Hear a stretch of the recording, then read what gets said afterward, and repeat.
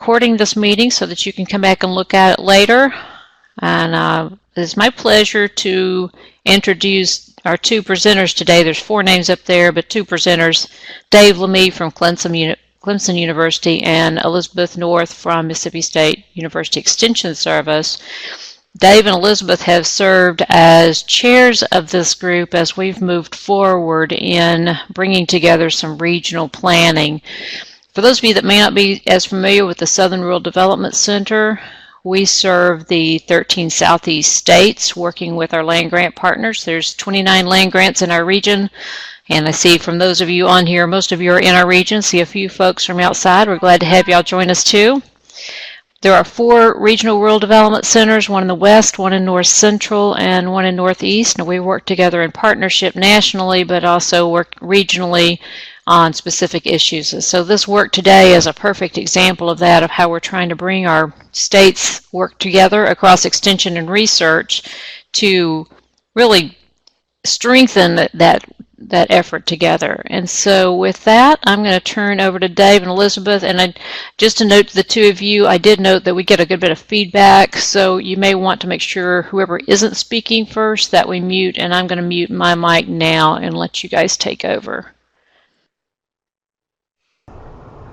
Thank you, Rachel. And I just wanted to add a brief welcome just to thank you all for joining us this morning to talk about the newly christened SERA 47. This work has been going on for a couple of years now in planning, but we're so pleased to announce that we just received approval to become an official SERA. And we'll have a little slide later to talk about what that means, but it's a great official recognition to boost this work as we go forward. So, Dave, I'd like to turn it over to you if you have any introductory comments you'd like to make. Yeah, I think the small print on this slide kind of describes, I think, the main impetus for this is that we know that there's a lot of activity going on across the region, across the country, and some of my travels abroad even.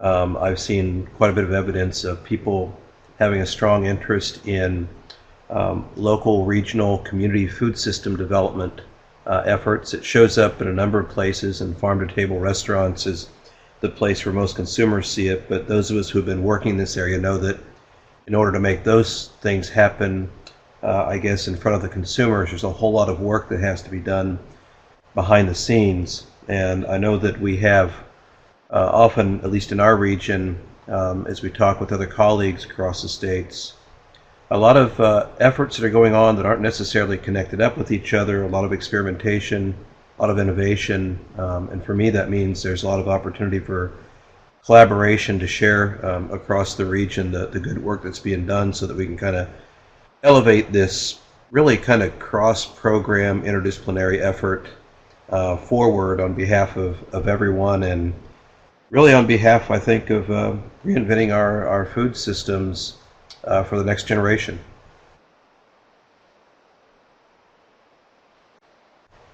I guess I can go ahead. Go ahead, Elizabeth. I was just going to say that as most of our efforts do, we stand on the shoulders of others, and this particular SERA is kind of began in the work of several different groups operating in the South, and we just wanted to give them credit for kind of setting us on the track to accomplish all the things that Dave has expressed as kind of the vision for where we're going with this. And I'll just start with the Southern Region Program Leadership Network, which meets every summer. And about 3 years ago, that group did a kind of cross-committee collaboration session that launched an initiative related to accountability communications for local foods work across the southern region. We had the kind of feeling that we had a lot of great work going on around the whole region, related to local foods, and we wanted to try to figure out a way that we could tell a regional story about Extension's impact on local food systems in all the communities where we work. And so that Southern Region Local Foods Initiative came out of that, and we have a WordPress site where we have shared some of the resources we developed that we hope will feed into this work. So Dave, I'll turn it over to you to talk about the other groups.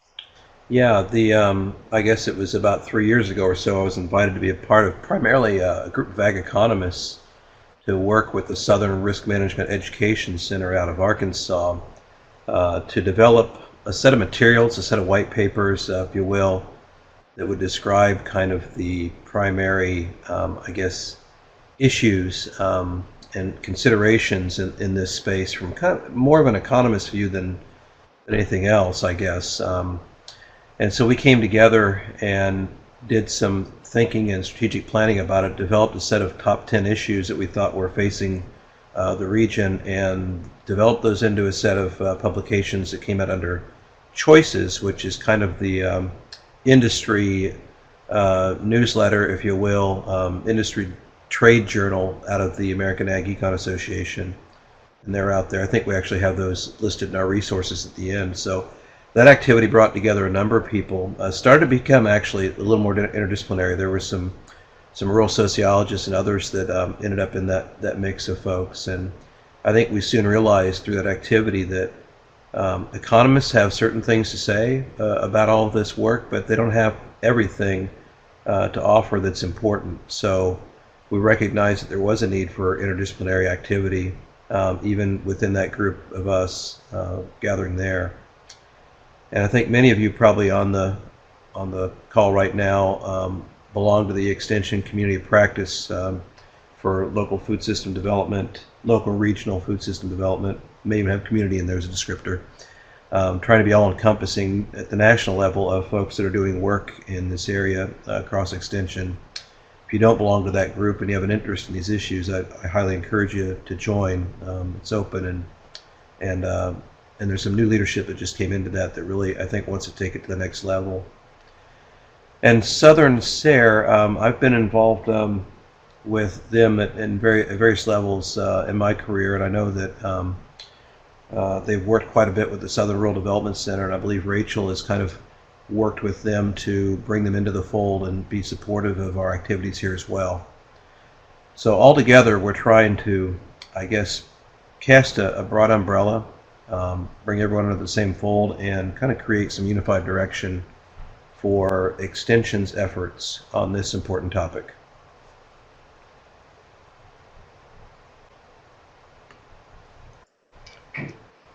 Great. Oops, I think I skipped ahead too far. This slide shows us kind of why this particular issue is so important to the southern region. You can see this is a diagram of a map of the United States showing kind of the definition of the food desert, people with no car and no supermarket store within a mile of their residence. And you can see that the highest concentrations of food deserts are located in the southern region. And that's one of the kind of driving forces behind our desire to really make a difference related to local food systems in the South, to make local foods more available, to make healthy foods more available, and increase the nutritional quality of foods available to people across the region. Dave, do you want to add anything to that? Well, I think this is just one indicator, and there probably are many more that we could provide in a slideshow like this to kind of give us some impetus and some for doing this kind of work in the region and the importance of it. And so I would just suggest that this is one indicator, and I would imagine that through the work of this SERA project that we will be working on more indicators of similar importance.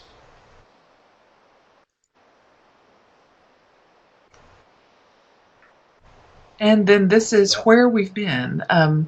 We really began this work in December 2014 in Atlanta, where a small group of people from both the research and extension sides came together to kind of envision what this work could be. And then in January through March, we did a survey of the people and resources, the extension programs, the extension professionals, the research programs, the research initiatives that are going on across the land-grant universities in the southern region.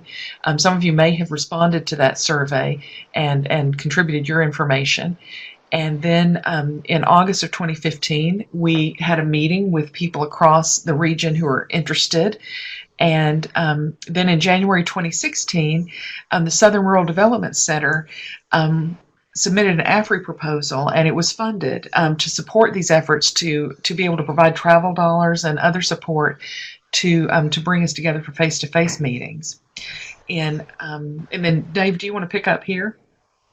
Yeah, I can. And I'll go back to that meeting in August 2015. We were fairly strategic about where we located that. We knew that there was activity going on within USDA and some other agencies in Washington, so decided to have that meeting strategically just across the Potomac over in Crystal City, Virginia, so we could bring some of those people over easily to tell us about their activities and that sort of thing. And so we're able to kind of link up with efforts at the federal level. Not that we're completely tied to their direction, but we see that as a really important linkage going forward in support of this work. And I would say there in May 2016, the SERA proposal process requires that we come up with a set of goals that this community of interested scholars and practitioners wanted to get behind.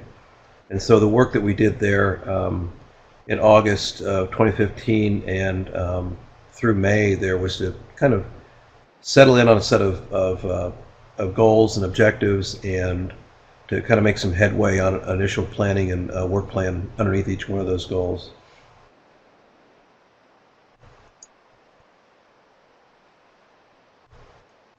And so this diagram kind of describes where we see ourselves in terms of positioning ourselves with respect to the local regional food system development work, and that within our group of scholars and practitioners, we have people that are working primarily in each one of these with these constituencies, all the way from the farmer to the consumer, through processing and the market structures and just a number of different areas. And we recognize, I guess, in this diagram that between each one of these kind of segments in terms of constituencies, that there's overlap, and probably this diagram doesn't do justice to the complexity and oftentimes what seems like confusion in this space. And so we're just trying to recognize that we have people working from research and extension. You can see the two big blocks there, and with programs focused all along the supply chain. The one piece that's not explicitly written into this, and part of it has to do with the orientation of a SERA proposal being to extension and research, is teaching, kind of the third leg of the stool with land grant mission. And it's there. Actually has been there in the room with us as we work on this, in that many of the people involved have teaching appointments, and they're seeing opportunities to both take what is created and what's worked through under the SERA and take that into the classroom, but perhaps also as they work with students, especially on applied projects and that sort of thing, we anticipate that they will have additional content to bring to the table that's been developed through the involvement of students in the teaching role.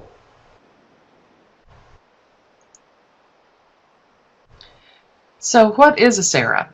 Some of you who may have been involved in SERAs before, and this is old news to you, but for those for whom this is kind of a new concept, we just wanted to include this background slide to help define that acronym, which of course stands for Southern Extension and Research Activity. And according to the definition that is on the site for the Southern Association of Agricultural Experiment Station Directors, it brings together researchers and extension specialists who are working together on a common problem or issue, and it provides an integrated forum to coordinate their activities to address stakeholder needs. So the whole impetus is to break down the silos between research and extension, and even between our subject matter areas and different functions within those institutions, so that we can come together in an integrated and holistic way to, again, be focused on stakeholder needs. And I have to say, too, that this approval indicates endorsement and philosophical support and encouragement by research and extension directors, but does not in itself provide funding. But it gives us a kind of legitimacy and I think strengthens our case for applying for funding through other programs and sources. So just that little background information there. And then here are the 5 objectives that we've developed for SERA 47. And each of these will have a work team surrounding it. So it becomes kind of this list of objectives becomes our guiding principle for the work that we do together. First, to identify the top 10 pressing issues, to form learning communities that again cross those boundaries within our institutions and across the region, to advance a resource repository of materials, curriculum, guidelines, research sources, instruments, evaluation instruments, other tools that people can use across the region to do work at the local level and at the state level. To strengthen the capacity for gathering impact data, to really know the difference we're making across the region and to communicate that story, and to explore organizational structures across the South, to figure out what is the organizational structure that seems to work best in different situations, and how are institutions staffing to support local foods needs. So, Dave, I'll turn it over to you again if you have anything to add related to the objectives. I would add is that we don't just have the objectives at this point in time. We did spend a good amount of time at our last meeting when we all came together kind of fleshing these out into some specifics, and we didn't share those in the slideshow, but for those of you who are there or those of you who might join us, you need to know that we've already kind of got some work underway. I guess I would also add that these are the starting point that we came up with through our deliberations, and it doesn't mean that these are the objectives that forever until the end of time we will be working from under SERA 47. I think we will over time, these proposals need to be rewritten and adjusted and that sort of thing, and there's a process for that. So if there's something up here that you think maybe we've missed the boat with an important objective, then there will be opportunities to add those to the mix. There's also opportunities within each one of these for people to become involved and help to develop them further. That's great, Doug. Thank you for reminding me of that, because we did, as part of the proposal, we submitted logic models for each of these 5 objectives. And so there is, even though there is quite a bit of groundwork laid, there is still room to expand those, to build them out. And of course, as Dave mentioned, to refocus as we move forward in the next years of this work. And so, Dave, do you want to take us where we're going? Sure. This slide kind of indicates, we're partially down the road further than when we first put the slideshow together, in that we did submit our SERA proposal back in June, and so it could be reviewed by our experiment station and extension directors. For those of you who have appointments, either research or extension or some mix, that's really important to know that your experiment station director and your extension director at their, I believe probably at their southern regional meetings, in most cases, had a chance to review these and to approve them. We got a little bit of feedback from those processes, but and most of that was quite good. And so the sense is that there's good, the approvals have been made and there's good momentum there to kind of carry forward, hopefully. So it was approved in September, very recently, like I think about 10 days ago. And the registration process, which for those of you who have done this before, it's old hat, but maybe some of you haven't done this before, there is a process for you to go into a website, the NIMS website, and to select at least one of those objective areas that we had in a previous slide, to basically say that's where you want to make your contribution to this effort. Once you are in that system, and there's a process probably within your own institution of kind of seeking acknowledgement and support to be involved from your experiment station or extension director. But once you're in the system, then there's kind of an expectation there that you will participate, come to our anticipated annual meetings and participate with the group as part of your work. plenty of opportunity in there to contribute for sure at a number of different levels. And we do have, thanks to the good efforts of the Southern Rural Development Center in getting this AFRI planning proposal, we do have an opportunity to bring this group together again. We struggled with finding a date that would be workable given everyone's busy schedules that were already involved in this. We know it's not perfect. It's just after Thanksgiving, and some people have teaching responsibilities, a number of issues, but we're going to do the best we can with this. We're meeting in Atlanta November 28th through 30th, and Rachel can provide you with additional information on how to participate in that if this looks like something you want to do. And I think as we go to the future, beyond this, the AFRI planning grant will expire. There will be opportunities for us, hopefully, to maybe go after a full AFRI proposal within the context of this group, or maybe some other potential funding sources that will keep the activity alive. But we're going to be kind of left on our own in a way there to figure that out. But we've got some really, really good people involved in this with good support from a number of important organizations and institutions across the southern region. So I think the future looks very bright for this effort. Elizabeth, did I miss anything there?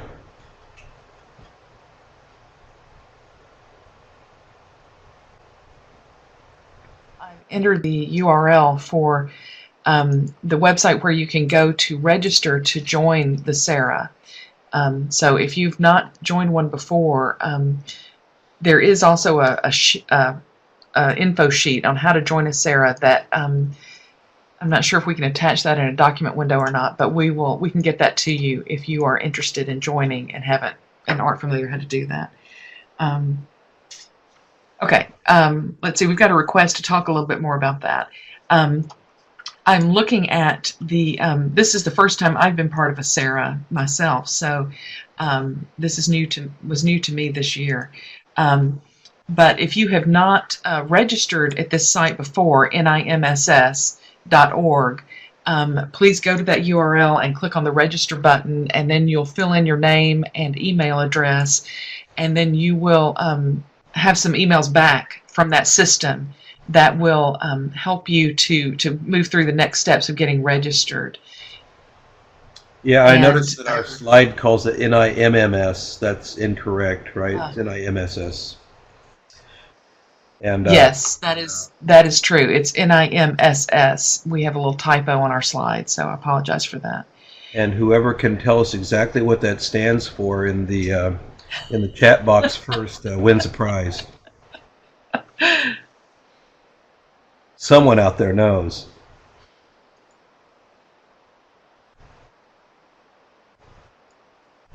Oh, someone did it. There we go. Okay. Yay, Sandy. Information management and support system. Okay.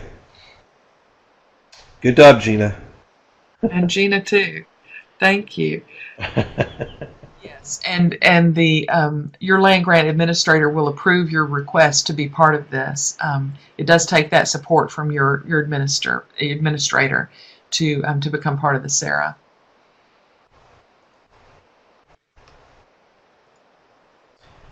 So, if you feel like we've discussed that enough, we can take any kind of general questions. This is, I guess, if you want to raise your hand, then I guess Rachel or someone there can allow them to speak if they would like, or you can use the chat box if you'd like to put additional questions out there. Now, we probably just need to use the chat box since we haven't done sound check with everyone. So if you've got a question, just jot it into the chat box. We'll do our best to respond. And while I'll give you a minute to do that, while we're doing that, I will just share that information about this group is going out to the South-Foods listserv that comes through Mississippi State University, and we're managing that here at Southern Rural Development Center. Excuse me. If you're not on that listserv and you want to be in the loop to get the information we're discussing, and as changes come up, please type your email address in there, and I'll make sure that you're added to that listserv. If you're already on it, then you should be good. And then through that listserv, we've sent out registration already for the November meeting.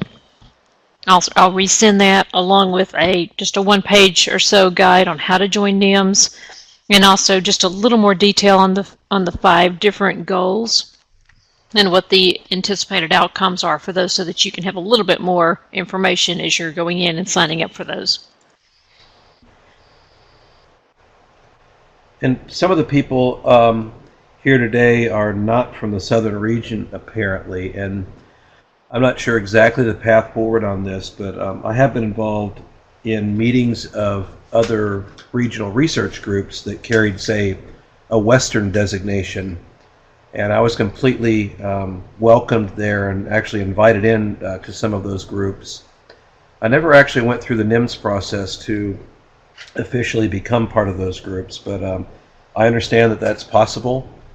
I don't know what the intent is for this group yet, but so I think there's 2 strategies for other regions. One might be to develop something similar in your own region, but Rachel was or Elizabeth was about to come in with some good information there, I think, and I cut them off. Well, I was just going to share. This is Rachel. So Dave's exactly right. You don't have to be in the southern region to join a southern SERA. It's just the S means that it was approved by the southern administrators, but people outside of the region can join and sometimes do. So you're certainly welcome to do that.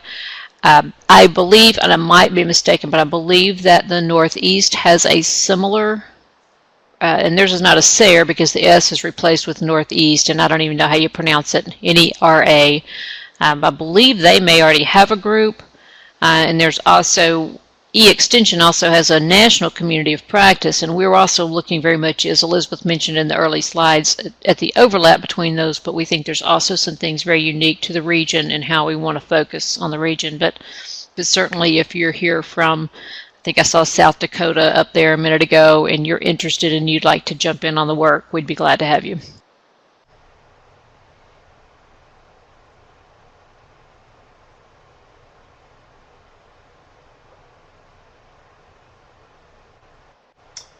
So there's a question there about, will the Learning Communities and Resource Repository be open to community and regional groups? I think that's yet to be determined. That group is just getting underway and probably have some thoughts on that, and so I would probably relegate that discussion coming out of that committee. However, just some reflections on things like E-Extension, for example. I think E-Extension's initial purpose was to potentially deliver kind of direct to consumer, direct to final end user of extension-based materials from across the country. But I think this is accurate. Someone correct me if I'm wrong, but I think the most predominant users of E-Extension are more internal to Extension. Other specialists and agents use that as a resource base to help strengthen their programs. And so it could be that at least one of our primary audiences, I think that's kind of a no-brainer in this case, would be those who belong to the SERA first and foremost, to help strengthen our programs across the region through this mechanism. Then probably more broadly to extension agents and specialists who may not be directly affiliated. And then beyond that would be more out to nonprofits and other groups that are operating in this space. But I think how open we want to be to all that is going to be determined probably by that committee and in future discussions with the broader group. We tend to be quite transparent within Extension, or we try to be, and we don't want to hold back information that could be valuable to people. So I'm assuming that would be the philosophy within this group as well. If anyone else wants to add to that, please do so. It's a very good question.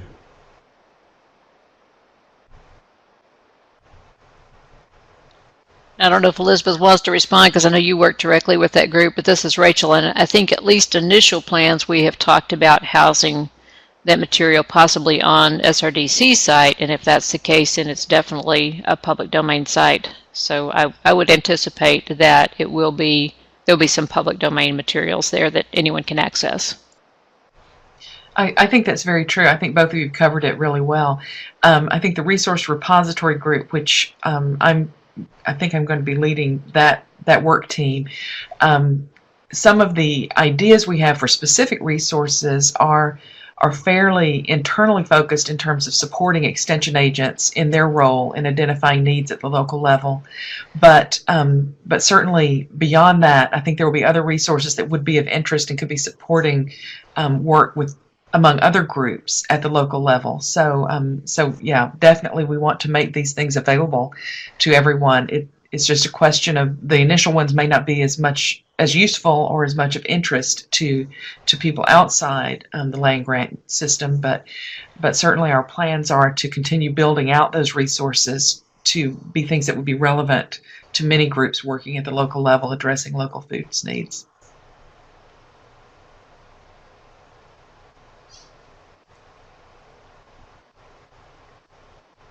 Are there any other questions?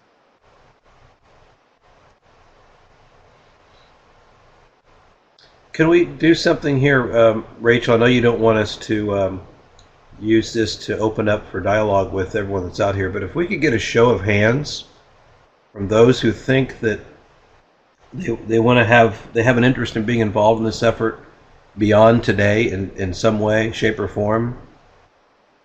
If we could see that.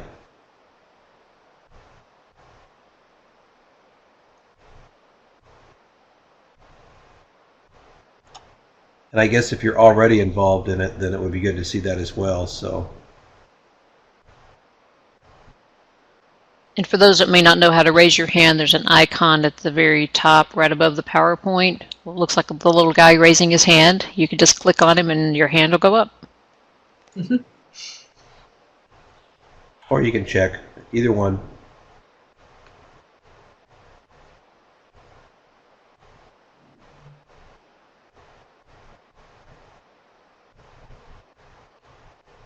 Very well. This is great.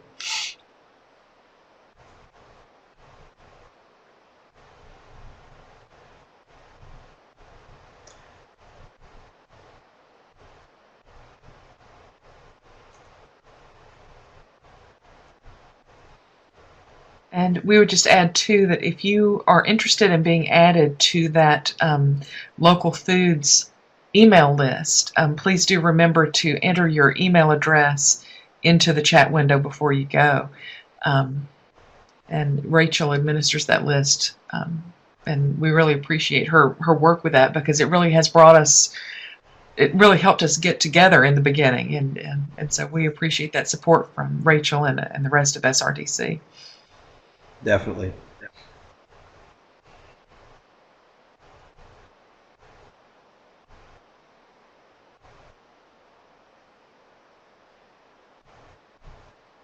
Well, I hope that some of you are going to be able to join us in Atlanta at the end of November.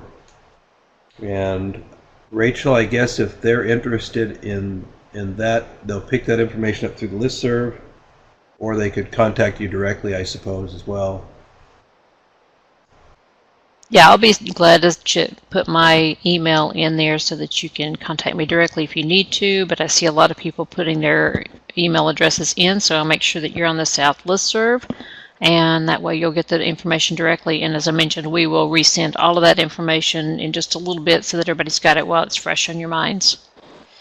Great, great. I'm also adding my email list. My email address. I'm already on the email list, but just in case there are any questions that I can help with, please feel free to reach out to me. Someone wants to know if we'll be at the SOG in Lexington in March. I'm not yet sure that I will be there this year myself, but will this effort be represented there? I don't know. I guess that's a question we can take under consideration when we meet in November. I think so. I'm needing a definition of SSAWG. Southern Sustainable Ag Working Group. I know that one. Cool. Prize. Oh, there's someone right behind me. Okay. Thank you, Lillian. They had to type, so. That might be some good information to send out through the listserv. So Sandy, if you're on the listserv and you've got information about that meeting or somebody else in this group does, keep in mind that that South-Foods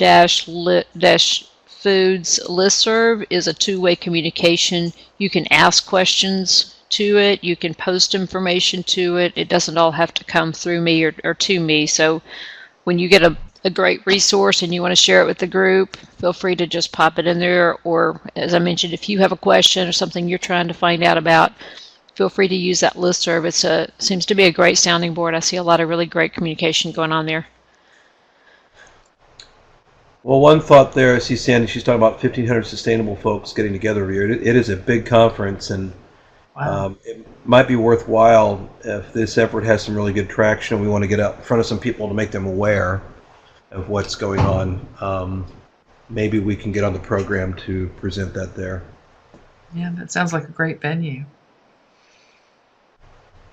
Yeah, you're right. It is January.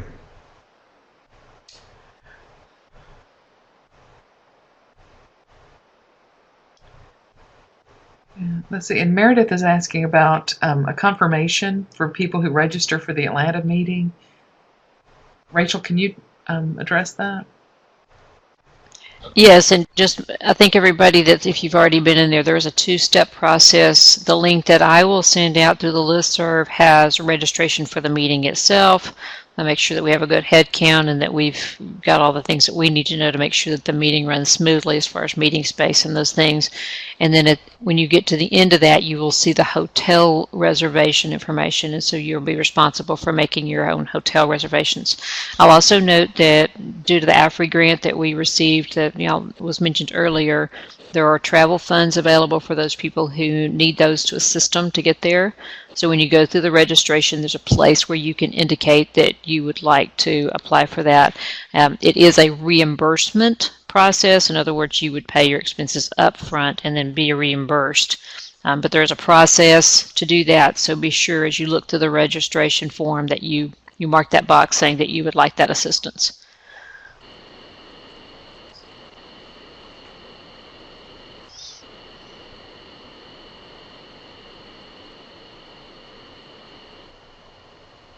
Any other questions or comments?